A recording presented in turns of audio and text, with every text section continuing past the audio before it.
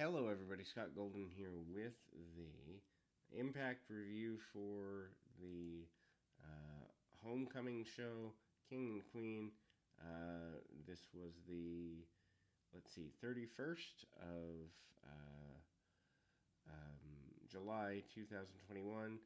I despise these shows because it's content for the sake of content. There's really nothing that happened on this show that isn't missable or beatable. Not to say the talent in the ring isn't good, but at the same time, it's content for the sake of content to try to make the promotion look and feel better than before, and it doesn't always work out. Anyway, the idea behind this is mixed tag matches as concepts, and there's Deanna Purrazzo and Drama King Matthew Reinwald defeating Hernandez and Alicia with Johnny Swinger in a mixed tag tournament first round match. Reinwald is the former Aiden English, and he cuts a promo before the match claiming that he and Purrazzo will become King and Queen of Impact Wrestling.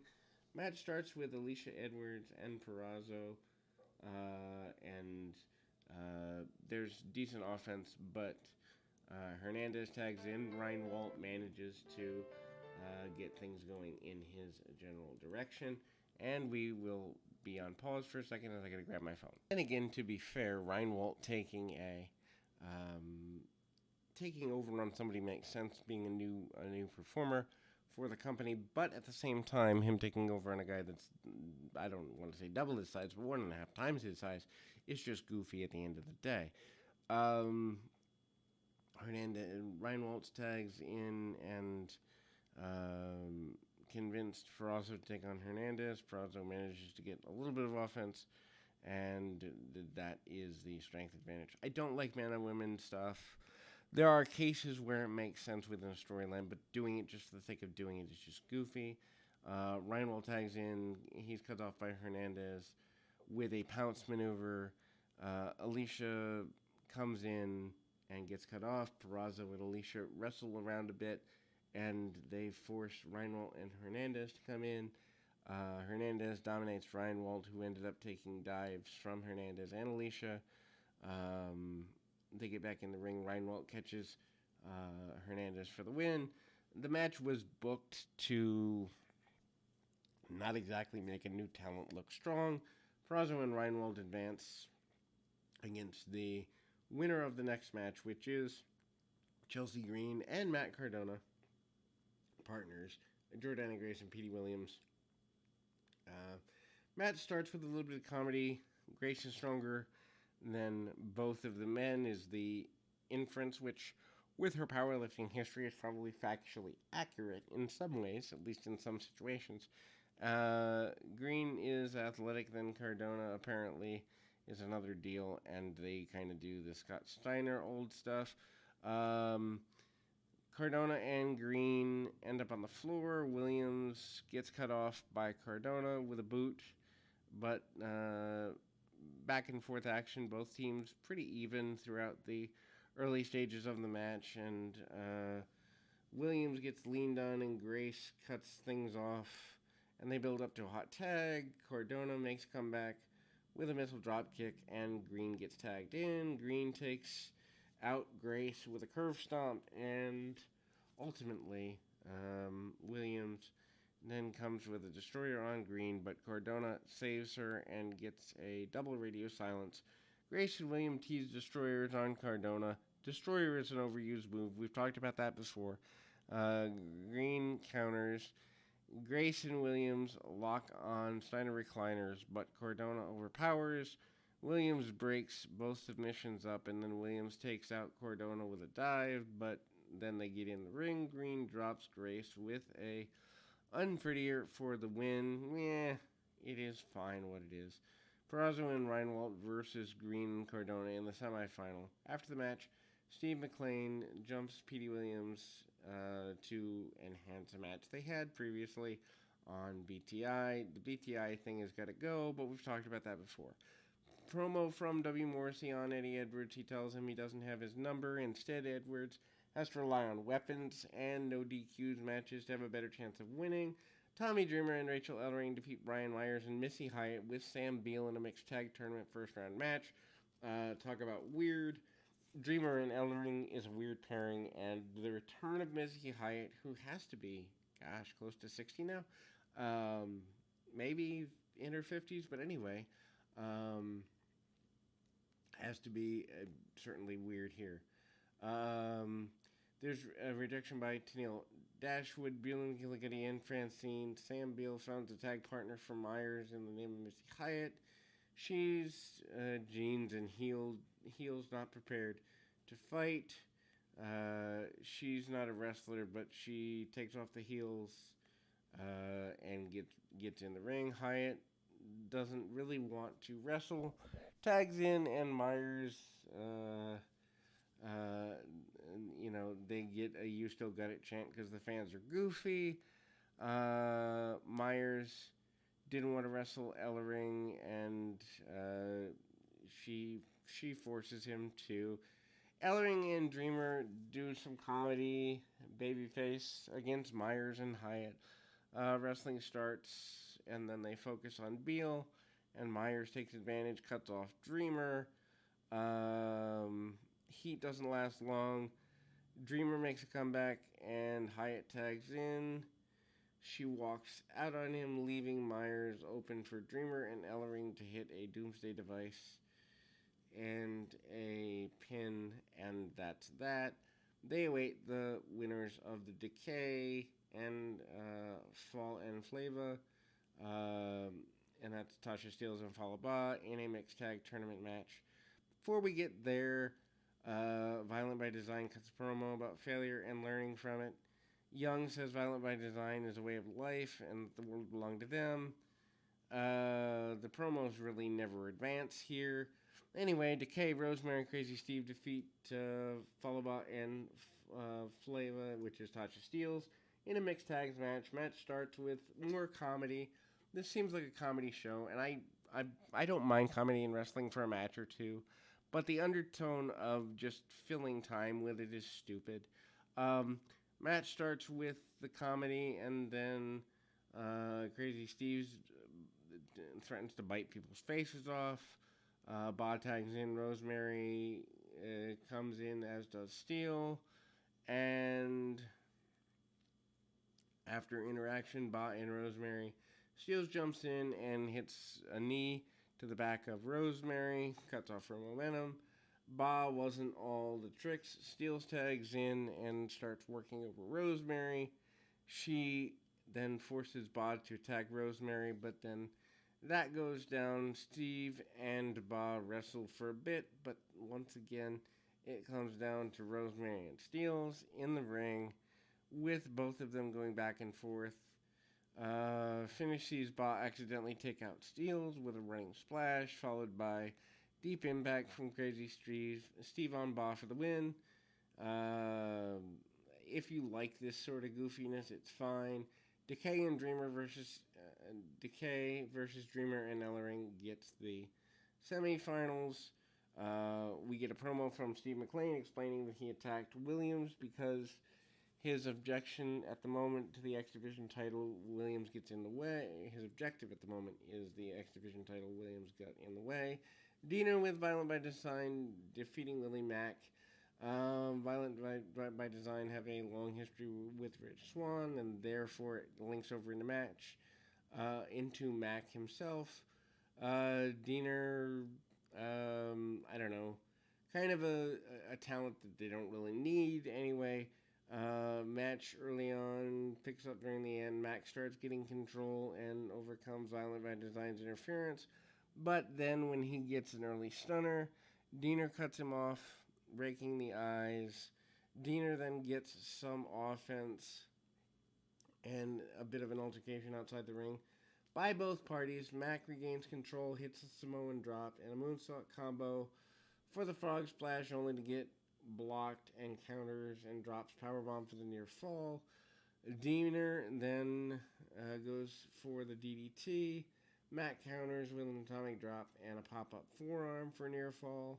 Sky high by Mack for another near fall. Finally, Mack goes for a frog splash, and Diener Takes too long, capitalizes, so Mac hits the stunner for a near fall when Rhino puts Diener's foot on the ropes, and then Swan takes over Doring and Rhino, but Mac is left open for a frog splash by Young, and then pins Diener for the win. I don't know. Long match, doesn't really move that many stories forward, and feels like it's there just to kill time. Gia Miller interviews Cardona and Green about their upcoming match. They said they would do everything together and in perfect sync. Green said that they're the best team in the tournament, and even if she's going against Knockouts champion, their team is not as strong as theirs. Deanna Purrazzo and Drama King Matt Reinwald defeat Chelsea Green and Matt Cardona in a mixed tag semifinal match. Green and Purrazzo start the match, and there's a declined handshake. Purrazzo kicks it away, and they trade pinfalls, lots of back and forth. Good mat wrestling for these particular talents, and then manages to get control of Green's arm, but then she tags in Reinwald, and Green escapes, tagging in Cardona. Reinwald and Cardona have a decent enough back and forth deal. Cardona and Green drive onto Reinwald and Purrazzo respectively. Cardona goes for another. Reinwald crashes and burns, and Reinwald moves, and thus he and Purrazzo take control of the match. Purrazzo and Reinwald worked over Cardona for a bit of a while, and then Purrazzo mostly jumps in and keeps coming. Green is unavailable for a tag. Cardona eventually breaks away and tags in Green. That lasts less than a minute, and Cardona and Reinwald come back in. Purrazzo and Green take over on each other outside the ring eventually, but inside the ring, Reinwald hits a modified DDT for the win. Purrazzo and Reinwald advance to the finals, awaiting the winner of Decay and Ellering and Dreamer. I don't know, this again feels like something just for the sake of doing a show. Miller interviews Missy Hyatt about being back. She says it's great when Myers interrupts her for not knowing a single move. She shut him off, telling him he had no originality. Hyatt tricked Beal and slapped him with her purse, and that's that. Decay, Rosemary, and Crazy Steve defeat Rachel Ellering and Tommy Dreamer in a mixed tag match. Ellering and Rosemary start the match. Then they do some shoulder block stuff, some back and forth. Dreamer and Steve tag in and do a little bit of chain wrestling. Rosemary requested a shot at Dreamer. They do a four-person spot where everybody hits everybody else, because let's be goofy. Anyway, Decay cuts off Ellering and keeps things going. Eventually, she breaks away and tags in Dreamer, and then the match breaking down into a tornado tag. Rosemary then takes off Ellering with a spear, only to be taken out by Dreamer for a pile driver. Dreamer then sits down with a pin on Steve, but there's a counter at the last moment. Roll up and a win. It will be Purrazzo and Reinwald versus Decay in the finals. I guess that turns out well if it ends up going somewhere beyond today. If this is just a standalone show, I'd prefer they didn't do it. Eddie Edwards cuts a promo with Morrissey saying that he's the whole package, but Morrissey's lost everything and now he's trying to rebuild himself at the expense of Impact Wrestling. Alicia walks up and gives Eddie a kendo stick, telling him to end this once and for all. Then we go to X Division Championship. Josh Alexander defeats Black Taurus with Havoc to retain the title. Alexander requesting competition on previous versions of Impact, but there's no real story, so why have the match? Glacier Styles in the match, and on its own, if it actually had a storyline behind it, could be interesting. Taurus easily gains momentum and power. Alexander does a little bit more of the traditional offense, where Taurus tries the Lucha offense and having the AAA infusion. Alexander closed the distance and wants to exchange strikes, and Alexander has the striking advantage because of his collegiate style background and more of an MMA infusion of styles. Taurus has size and power advantage and overcomes him, and Taurus injures Alexander's arm. Taurus takes advantage. Alexander slowly starts to take some shots on Taurus, and then gets him in a series of German suplexes, and they slow things down. Taurus leveled the playing field a bit more. Alexander gets a near fall, top rope moonsault, only for Taurus to come back with a spring dive and a spear and a near fall. Alexander starts chasing the ankle lock a bit, but Taurus keeps escaping one way or another. Taurus hits a sling blade and goes to the top rope. Rana, but Alexander counters with a plunge off the top rope. Looked pretty devastating. Both men only make it to their knees and start exchanging strikes, ending with a discus lariat from Taurus. Taurus then goes for another spear. Alexander blocks and hits a powerbomb on the knee and a C4 to get the win. Decent enough match as a standalone match. Not sure where it goes from here for either guy. Anyway, Miller interviews Reinwald and Peraza about the finals. They are happy with where they're going, and they're going to be crowned Impact Royalty, or so they believe. Deanna Peraza and Matthew Reinwald defeats Decay, Rosemary, and Crazy Steve to become the homecoming king and queen. Peraza, story in the match is that Peraza and Reinwald are taken aback by Decay and their antics. Rosemary distracts herself with Reinwald on the apron, allowing Peraza to get the cutoff. Steve comes in, hot tag a couple minutes later, and goes nuts against the new male competitor and gets a couple of near falls, but nothing really serious. And then we see a deep impact. Reinwald dodged and hits a fireman's carry into a spinebuster for a near fall. The match breaks down into a tag team move series with nothing really serious being done here. Reinwald's taken out by Steve. And then Peraza hit the Queen's Gambit on Rosemary for the win. Crazy Steve looks legitimately hurt after the match, clutching his knee. Peraza and Reinwald take the crown. And then the main event of the show, which is just here for the story point of it, but I'm not necessarily sure this has to be a main event, and I'm not sure the show has to take place. Anyway, Edwards and Morrissey goes back a couple of months. This is his first main opponent, and Morrissey had defeated Edwards at Slammiversary. Trash makes it way into the ring, garbage can lid attack on Morrissey, but it wasn't as effective as planned. Trash, garbage cans, cookie sheets, chairs, and a chain. Morrissey uses dog collar on Edwards, cuts him off and choke him. Morrissey tries to superplex Edwards into a pile of trash, but Edwards manages to block it and hits a sunset powerbomb instead for the first near fall of the match. Edwards then tries to follow up with a dive. Morrissey catches him and tries to powerbomb him on the ramp, instead catching Edwards, who had broken away. And then he's on the corner of the apron. Morrissey introduces steel steps and a ladder into the match and sets up a bridge outside the ring. Distraction is enough for Edwards to recover and hit a dive onto Morrissey and bring him down for the first time in the match. Edwards then gets the kendo stick and goes up to the top rope for a reason that doesn't make any psychological sense. Morrissey jumps off and hits a high boot, tossing Edwards backwards into a table on the floor.